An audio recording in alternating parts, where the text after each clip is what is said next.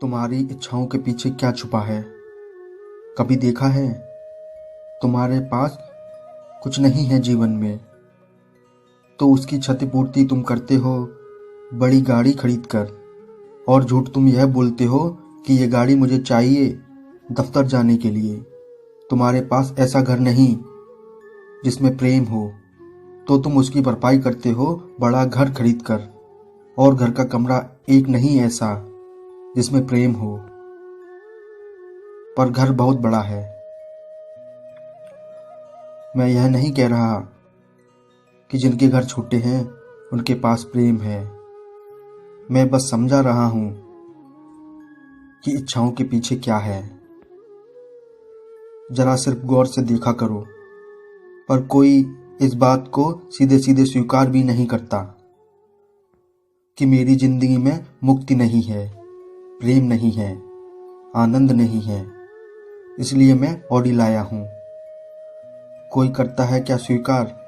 मैं यह नहीं कह रहा हूं कि जिसके जीवन में सत्य आ जाएगा वह ऑडी लाएगा ही नहीं। गलत मत समझना। मैं कह रहा हूं अधिकांशतः तुम ऑडी इसलिए नहीं लाते हो कि तुम्हें ऑडी की जरूरत थी। अधिकांशतः तुम ऑडी इसलिए लाते हो क्योंकि जीवन में कोई और गहरी कमी है जिसको तुम भरना चाहते हो ऑडी के माध्यम से। और ऑडी भर नहीं पाएगी, इसलिए फिर ऑडियों की कतार लगती रहती है और तुम खोखले और गरीब ही रह आते हो।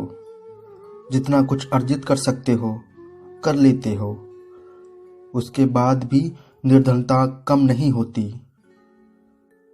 तुम्हारे भीतर कोई गहरी आंतरिक अपूर्णता ना हो, फिर तुम्हारे पास अगर धन हो और तुम ऑडी खरीदो या कुछ खरीदो, हवाई जहाज खरीद लो, कुछ बुरा नहीं हो गया।